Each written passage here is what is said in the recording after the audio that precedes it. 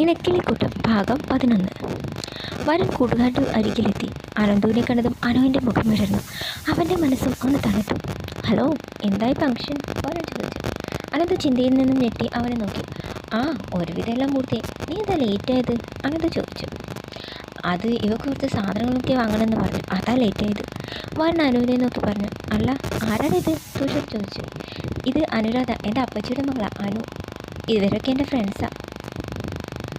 വരുൺ എല്ലാവരെയും പരിചയപ്പെടുത്തി കൊടുത്തു. അപ്പോൾ വേണി അവിടേക്ക് വന്നു.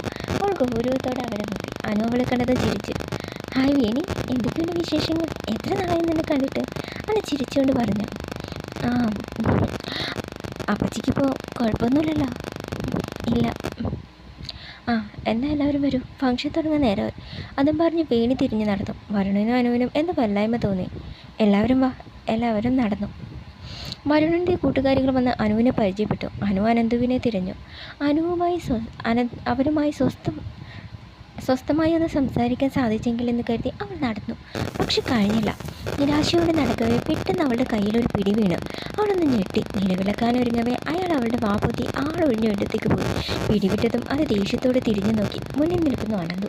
അവൾക്ക് ശ്വാസം നേരെ വീണു. നിങ്ങളായിരുന്നോ? ഏൽപ്പിച്ച് കളഞ്ഞല്ലോ, അത് പറഞ്ഞു. അല്പം പേടിയൊക്കെ വേണം. അല്ല, നീ ഇതിനെ വരുണ്ട് പോകുന്നത്? ഇത് നല്ല ചോദ്യം. നിങ്ങളൊരു നോക്ക് കാണാൻ ഞാൻ എത്രയായി കൊതിക്കുന്നു. മുമ്പത് വിളിക്കുകയെങ്കിലും ചെയ്യാറുണ്ടായിരുന്നു. ഇപ്പം അതിന് സാധിക്കുന്നില്ല. ഒന്ന് കാണാമല്ലോ എന്ന് കരുതിയ വരുണേട്ടനോട് സെൻറ്റിയൊക്കെ അടിച്ച് കൂടെ കൊണ്ട് ഒന്ന് ചോദിക്കുന്ന കേട്ടില്ല. അവന് പരിഭവത്തോടെ പറഞ്ഞു. അനന്ത് പുഞ്ചിരിച്ചുകൊണ്ട് അവളെ ചേർത്ത് നിർത്തി. നിന്നെ കാണാതെ ഞാനും എന്തുമാത്രം വിഷമിച്ചെന്നോ?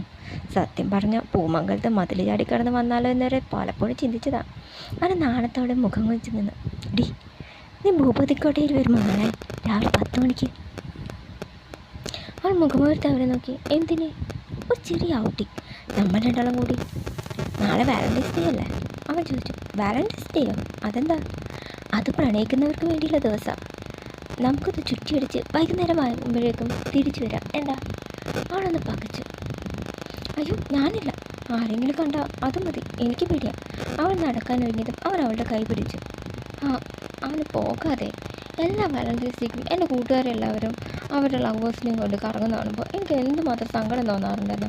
ഇത്തവണ നിൻ്റെ കൂടെ എനിക്ക് ആഘോഷിച്ച് പറ്റൂ. അവൾ വിഷമത്തോടെ നിന്നു. വരുണേട്ടനെങ്ങാനും അറിഞ്ഞാൽ? പിന്നെ വരുണേട്ടനറിയാൻ അവൻ ഇവിടെ ഉണ്ടായിട്ട് വേണ്ടേ? വേണിയും കൊണ്ട് അവൻ കറങ്ങാൻ പോകും, അനന്ത് പറഞ്ഞു. അവൾ അമ്പരപ്പോടെ അവനെ നോക്കി. വേണിയും കൊണ്ട് വരുണേട്ട് പോകാനോ? അതെന്തിനെ? അവൾ മനസ്സിലാവാതെ ചോദിച്ചു. അതുകൊള്ളാം. അപ്പം നിനക്കറിയില്ലേ, അവർ തമ്മിൽ മുടിഞ്ഞ പ്രേമമാണ്. അപ്പം അതാണ് അവളുടെ മുഖത്ത് ഗൗരവത്തിൻ്റെ കാര്യം. വരുണേട്ടൻ്റെ കൈയും പിടിച്ച് ഞാൻ വന്നതേ അവൾക്ക് പിടിച്ചിട്ടില്ല. അവൾക്ക് മാത്രമല്ല, എനിക്കും പിടിച്ചിട്ടൊന്നുമില്ല, അനന്ത് പറഞ്ഞു. എന്താ? വരുണേട്ടൻ എനിക്കെൻ്റെ സ്വന്തം ഏട്ടനെ പോലെയാണ്. എൻ്റെ കൈയും പിടിച്ച് നിങ്ങളുടെ കയ്യിൽ വെച്ച് തരേണ്ടത് വരുണേട്ടനാണ്. വേണ്ടാത്തൊന്നും നിങ്ങൾ കളിപ്പിച്ച് കൂട്ടാൻ നിൽക്കണ്ട, അവൾ പറഞ്ഞു. ഞാൻ ചുമ്മാ പറഞ്ഞതല്ലേ, നീ നാളെ വരില്ലേ? അവളൊന്ന് ആലോചിച്ചു. അങ്ങനെ ഒരു ദിവസം ഉണ്ടെങ്കിൽ ആഘോഷിച്ച് കളയാം, അനന്ത് സന്തോഷത്തോടെ ചിരിച്ചു. അപ്പോൾ നാളെ കാണാം. അതിനു മുമ്പ് ഒരു ചെറിയ ഗിഫ്റ്റ് തന്നൂടെ? അനന്ത് അതും പറഞ്ഞ് അവളുടെ കവിളിൽ ചുംബിക്കാൻ ഒരുങ്ങിയത് ചിരിച്ചുകൊണ്ട് അവൾ ഓടി. അനന്ത് ചിരിച്ചുകൊണ്ട് അവളെ നോക്കി നിന്നു. കൂട്ടുകാരോട് സംസാരിച്ചു കൊണ്ട് വരികയായിരുന്നു വരുൺ. അപ്പോഴാണ് ഒരിടത്ത് പിടങ്ങിയിരിക്കുന്ന വേണി അവൻ കണ്ടത്. എന്നാൽ നിങ്ങൾ നടക്ക്, എനിക്ക് ചെറിയൊരു പണിയുണ്ട്, വരുൺ പറഞ്ഞു. കൂട്ടുകാർ വേണിയെ നോക്കി. മനസ്സിലായി, അവർ കളിയാക്കി കൊണ്ട് പറഞ്ഞു. അവൻ ചിരിച്ചു. പോടാ, പിന്നെ കാണാം. അതും പറഞ്ഞ് വരുൺ വേണിയുടെ അരികിൽ ചെന്നിരുന്നു. അവളൊന്ന് അവനെ നോക്കിയ ശേഷം ദേഷ്യത്തോടെ മുഖം തിരിച്ചു. എന്തു പറ്റി എൻ്റെ പ്രിയതമ്മയ്ക്ക്? അവൻ അവളുടെ തോളിലൂടെ കൈയിട്ട് ചേർത്ത് നിർത്തി. വേണ്ട, എന്നോട് കൊഞ്ചാനൊന്നും വരണ്ട. അവൾ കൈയെടുത്ത് മാറ്റി എഴുന്നേറ്റു. അതെന്താ? വരുൺ മനസ്സിലാവാതെ ചോദിച്ചു. ഇപ്പോൾ നിങ്ങൾക്ക് കൂട്ടായിട്ട് അവളുണ്ടല്ലോ, അനു. അവളുടെ തോളിൽ പിടിച്ചു. അവൾ ദേഷ്യത്തോടെ പറഞ്ഞു. വരുണിൻ്റെ മുഖം ചുവന്നു. വേണി, നിന്നോട് പലതവണ ഞാൻ പറഞ്ഞിട്ടുള്ളതാണ്, അനുവിനെയും എന്നെയും മറ്റൊരർത്ഥത്തിൽ കാണരുതെന്ന്. അവൾ വരുണേട്ടൻ്റെ കൈ പിടിച്ചപ്പോൾ എന്താ ഒഴിഞ്ഞു മാറാതിരുന്നത്? എന്തിന്? ഒരു കാര്യം ഞാൻ ചോദിക്കട്ടെ, അവളുടെ സ്ഥാനത്ത് നിന്ന് ശിഖയായിരുന്നെങ്കിലോ നീ എന്നോട് ഇങ്ങനെ സംസാരിക്കുമായിരുന്നു? അവൻ്റെ ചോദ്യം കേട്ട് വേണി ഒന്ന് കുഴങ്ങി. ഇല്ല അല്ലേ? അവൾ എൻ്റെ അപ്പച്ചിയുടെ മോളായത് കൊണ്ടല്ലേ നിനക്ക് സംശയം? മുറപ്പെണ്ണിനെ കിട്ടുന്നതൊക്കെ പഴയ സമ്പ്രദായമല്ലേ. എനിക്കതിലൊന്നും തീരെ താല്പര്യമില്ല. പിന്നെ ഷിഖയും എനിക്കും അനുവും എനിക്കൊരുപോലെ. രണ്ടാളെയും എൻ്റെ സ്വന്തം സഹോദരിയുടെ സ്ഥാനത്താണ് ഞാൻ കാണുന്നത്. ഇനിയും നീ ഇങ്ങനെ പറയുകയാണെങ്കിൽ എൻ്റെ പ്രണയത്തിന് നിനക്ക് വിശ്വാസമില്ലെന്ന് ഞാൻ കരുതും. വീണി ഒന്ന് പകച്ചു. വരുൺ വിഷമത്തോടെ നടക്കാനൊരുങ്ങിയതും വീണി അവൻ്റെ കയ്യിൽ പിടിച്ചു. പറഞ്ഞിട്ടും ഐ എം സോറി. അവരൊക്കെ പറഞ്ഞു കേട്ടപ്പോൾ എനിക്ക് വല്ലാതെ സങ്കടം തോന്നി. അതുകൊണ്ട് പറഞ്ഞതാ, പ്ലീസ്.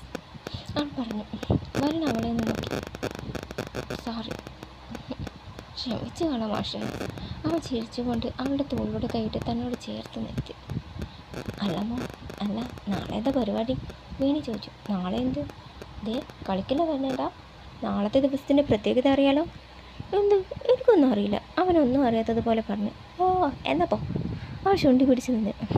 എടി പെണ്ണെ, നാളത്തെ ദിവസം എന്നെ പ്രത്യേകം ഓർമ്മിപ്പിക്കേണ്ട ആവശ്യമുണ്ടോ? എന്താ പ്ലാൻ? നാളെ രാവിലെ 10 മണിക്ക് നീ ജംഗ്ഷനിൽ വരുന്നു, നമ്മളൊന്നിച്ച് കറങ്ങുന്നു. എന്താ അതുപോലെ? ഇരുവരും ചിരിച്ചു. ആ മതി മതി, ഇവിടുന്ന് സംസാരിച്ച് നമുക്ക് അങ്ങോട്ട് പോകാം. ഇരുവരും നടന്നു. വരുണും വീണയും ഹാളിലേക്ക് വന്നു. കൂട്ടുകാരെല്ലാം പരസ്പരം സംസാരിച്ച് നിൽക്കുകയായിരുന്നു. എന്താ ഇവിടെ എല്ലാവരും കൂടി ഒരു ചർച്ച? വരുൺ ചോദിച്ചു. ഒന്നുമില്ല, പ്രോഗ്രാമിനെ കുറിച്ച് പറയുകയായിരുന്നു. എല്ലാം വിചാരിച്ചതുപോലെ ഭംഗിയായി, കൂട്ടുകാർ അഭിപ്രായപ്പെട്ടു. അപ്പോൾ അനന്തവും അനുവും അവിടേക്ക് വന്നു. വേണിയും വരുന്നിട്ടും ഒപ്പം തന്നെ ഉണ്ടല്ലോ. ഞാനൊരു ചെറിയ കുസൃതി ഒപ്പിക്കട്ടെ? അനന്ത അവളെ നോക്കി. എന്താ? ഒന്നുമില്ല. കുശുമ്പ് വന്ന് വേണിയുടെ മുഖം ചോക്കുന്നത് കാണാൻ നല്ല രസമാണ്. അനന്ത ഒന്ന് ചിരിച്ചു. ശരി, അവൻ പറഞ്ഞു. അനു വരുണിൻ്റെ അരികിലേക്ക് ഓടിച്ചെന്നു. വരുണേട്ടാ. അവൾ ചെന്ന് അവൻ്റെ കൈ മുറുകെ പിടിച്ചു. അത് കണ്ട് വേണിയുടെ മുഖം ചുവന്നു. വരുണേട്ടൻ ഇത് എവിടെയായിരുന്നു? ഞാൻ എത്ര നേരമായി നോക്കുന്നു, അവന് പരിഭവത്തോടെ പറഞ്ഞു. കൂട്ടുകാർ കള്ളച്ചിരിയോടെ വേണിയെ നോക്കി. അല്ല, പരിപാടി എല്ലാം കഴിഞ്ഞ സ്ഥിതിക്ക് നമുക്ക് ഇട്ടൂടെ? ശരി. എല്ലാവരും യാത്ര പറഞ്ഞ് പിരിഞ്ഞു. വരുണേട്ടാ വാ, ഇപ്പോൾ തന്നെ നേരം വൈകി. വീട്ടിലെത്തുമ്പോഴേക്കും രാത്രിയാകും. അപ്പോൾ ഞങ്ങളോടൊപ്പം വരുന്നുണ്ടാവില്ല അല്ലേ? അവൻ ചോദിച്ചു. വരുണൊന്ന് പരുങ്ങി. വേണി ദേഷ്യത്തോടെ ഇരുവരെയും മാറി മാറി നോക്കി. ഇല്ല, ഞങ്ങൾക്ക് വണ്ടിയുണ്ട്, അനന്ത് പറഞ്ഞു. എന്നാൽ ശരി, നാട്ടിൽ വെച്ച് കാണാം. ടാറ്റാ. വാ വരുണേട്ടാ. അനു അവൻ്റെ കയ്യും പിടിച്ച് നടന്നു. നടക്കവേ വരുൺ തിരിഞ്ഞ് വീണിയെ നോക്കി. അവൾക്ക് ദേഷ്യവും സങ്കടവും വന്നു. രാവിലെ തന്നെ വരുണും അനുവും റെഡിയായി. ഈശ്വര, എന്ത് പറഞ്ഞ് ഇവിടെ നിന്ന് ചാടുന്നത്? ഇരുവരും തല പുകഞ്ഞ് ആലോചിച്ചു. ഒരു വഴി കണ്ടെത്തി. അനു തൻ്റെ ചിലങ്കയും പുസ്തകങ്ങളും ഒരു ബാഗിലാക്കി എപ്പോഴത്തെയും പോലെ ഇറങ്ങി. അല്ല, നീ ഇതെങ്ങോട്ട് കാലത്തെ തന്നെ? സുധ ചോദിച്ച്. അത് കൊള്ളാം, കലാക്ഷേത്രത്തിലേക്ക്. അല്ലാതെ എങ്ങോട്ട് പോകാനാ? അനു ചോദിച്ചു. അനു, നീലകണ്ഠനും വിനയനും അവിടേക്ക് വന്നു. നിന്നോട് ഞാൻ പറഞ്ഞതല്ലേ നീ ജോലിക്കൊന്നും പോകണ്ടെന്ന്, ഇനി അവിടേക്ക് വരുന്നില്ല എന്ന് പറയാൻ? നീലകണ്ഠൻ ചോദിച്ചു. അത് മുത്തശ്ശ, വൃത്തം എന്ന് വെച്ചാൽ എനിക്ക് ജീവന. ഒരു ജോലിയായിട്ടല്ല ഞാൻ ഇതിൽ കാണുന്നത്. മാത്രമല്ല, അടുത്ത ആഴ്ച കുട്ടികളുടെ അരങ്ങേറ്റാ, അതും കൂടി കഴിഞ്ഞിട്ട് നിർത്താം എന്ന് കരുതിയിട്ടാ, അവൾ പറഞ്ഞു. അങ്ങനെയാണെങ്കിൽ അങ്ങനെ. പിന്നെ ആരോഗ്യം നോക്കാതെയുള്ള പഠിപ്പിക്കലൊന്നും വേണ്ട കേട്ടല്ലോ. അവൾ തലയാട്ടി. വിനയനും നീലകണ്ഠനും നടന്നു. അനു ആശ്വാസത്തോടെ ഒന്ന് ദീർഘമായി നിശ്വസിച്ചു. നിനക്ക് ചോറ് വേണ്ടേ? അത് വേണ്ട, ഇന്ന് ശാലിനി ടീച്ചറുടെ മകളുടെ പിറന്നാളാണ്. ഉച്ചയ്ക്ക് ടീച്ചറുടെ വകയാണ് ഭക്ഷണം. പിന്നെ ഞാൻ വരെ കുറച്ച് വൈകും. ശരി, സുധ പറഞ്ഞു. അനു ആശ്വാസത്തോടെ പുറത്തേക്ക് നടന്നു. ഫയലുകളുമായി വിനയൻ കോണി കയറി വരുമ്പോഴാണ് മൂളിപ്പാട്ട് പാടിക്കൊണ്ട് വരുൺ നടന്നു വന്നത്. അച്ഛനെ കണ്ട് അവനൊന്ന് ഞെട്ടി. വരുൺ, നീ എങ്ങോട്ടെങ്കിലും പോകാനിറങ്ങിയതാണ്? എന്താ വെച്ചാൽ? നീ ഈ ഫയലുകളൊക്കെ ഓഫീസിൽ കൊണ്ട് കൊടുക്കണം. എന്നിട്ട് അവിടുത്തെ ഫയലുകൾ എടുത്ത് കൊണ്ടുവരണം. ഞാൻ മാനേജറെ വിളിച്ച് പറയാം. വരുൺ പെട്ടു. അയ്യോ അച്ഛ, അത് ഞാനിന്നെൻ്റെ ഫ്രണ്ട് മനുവിൻ്റെ അനിയത്തിൻ്റെ കല്യാണം. ഞാൻ അങ്ങോട്ട് പോകാനിറങ്ങിയതാ, വരുൺ പറഞ്ഞു. വിനയൻ അവനെ രൂക്ഷമായി നോക്കി. അച്ഛനെന്താ ഇങ്ങനെ നോക്കുന്നേ? ഒന്നുമില്ല, നീ കല്യാണത്തിന് തന്നെയാണോ പോകുന്നത്? അതെന്താ അങ്ങനെ ചോദിച്ചേ? ഒന്നുമില്ല, ഇന്നത്തെ ദിവസം അത്ര ശരിയല്ല, അതുകൊണ്ട് ചോദിച്ചതാ. അതും പറഞ്ഞ് വിനയൻ നടന്നു. വരുൺ ചമ്മലോടെ താഴേക്ക് നടന്നു. വീണിയും ആകെ ടെൻഷനിലായിരുന്നു. ഈശ്വര, എന്ത് പറഞ്ഞ് എവിടുന്ന് പുറത്ത് ചാടുന്നത് അവൾ ചിന്തിച്ച്. അപ്പോഴാണ് അനന്തം അരിഞ്ഞൊടിക്ക് എങ്ങോട്ടോ പോകാനിരിക്കുന്നത് കണ്ടത്. അവൾക്കൊരു ഐഡിയ തോന്നി. അവൾ വേഗം പുറത്തേക്ക് ഓടി.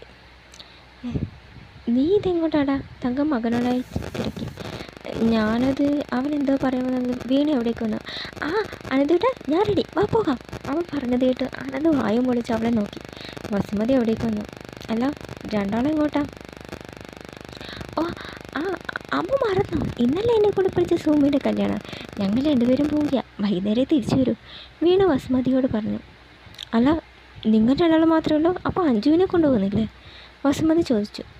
വീണയും അനന്തവും ഒന്ന് പരുങ്ങി. അതമ്മേ, അഞ്ജുവിനെ ഇവിടെയൊക്കെ നോക്കിയിട്ട് കണ്ടില്ലല്ലോ, വീണി പറഞ്ഞു. അപ്പോൾ പത്മ അവിടേക്ക് വന്നു. എന്താ എല്ലാവരും കൂടി ഇവിടെ ഒരു ചർച്ച? ഒന്നുമില്ല. അഞ്ജു എവിടെ പോയതാ പത്മേ? വസുമതി ചോദിച്ചു. അവൾക്ക് എന്തോ പ്രോജക്റ്റ് വർക്കോ മറ്റോ ഉണ്ടെന്ന് പറഞ്ഞു പോയതാ, പത്മ പറഞ്ഞു. പ്രോജക്റ്റ് വർക്കോ? എന്ത് പ്രോജക്റ്റ്? അനന്ത് ചോദിച്ചു. ആ അതറിയില്ല, ഭദ്രേട്ടനോട് രാവിലെ തന്നെ കുറച്ച് പൈസയും വാങ്ങി പോയതാ. അവളുടെ കൂട്ടുകാരികളൊക്കെ കൂടിയുണ്ടെന്നാണ് പറഞ്ഞത്, പത്മ പറഞ്ഞു. അനന്തവും വീണയും എന്തോ ആലോചിച്ചു. അവളുടെ സബ്ജക്റ്റ് സോഷ്യൽ വർക്കല്ലേ, എന്തേലും കാണും, വാ നമുക്ക് പോകാം, വീണി പറഞ്ഞു. അവൻ അവളെ ഒന്ന് ഇരുത്തി നോക്കി. കയറ്, അവൻ പറഞ്ഞു. അവൾ സന്തോഷത്തോടെ ബൈക്കിൽ കയറി. വൈകുന്നതിന് മുമ്പ് തിരിച്ചു വന്നേക്കണം, മുത്തശ്ശൻ്റെ അച്ഛൻ്റെയും വായിലിരിക്കുന്നത് കേൾപ്പിക്കരുത്, തങ്കം വിളിച്ചു പറഞ്ഞു. ശരി, അനന്ത് പറഞ്ഞു.